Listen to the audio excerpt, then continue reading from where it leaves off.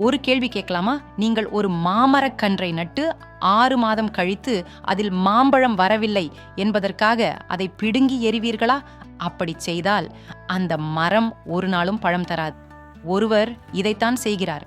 மாமரத்தை பிடுங்கி, ஆப்பிள் மரம், அதையும் பிடுங்கி வேறொரு மரம். 5 வருடங்கள் கழித்து பார்த்தால் மரமும் இல்லை, பழமும் இல்லை. நகைச்சுவையாக இருக்கிறதா? ஆனால் மியூச்சுவல் ஃபண்ட் முதலீட்டில் பலரும் இதைத்தான் செய்கிறார்கள்.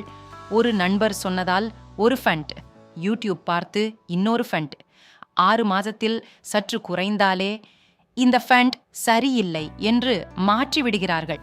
உண்மையில் செல்வத்தை உருவாக்குவது சரியான ஃபண்டை கண்டுபிடிப்பது அல்ல, சரியான காலம் வரை அதில் தொடர்ந்து இருப்பதுதான்.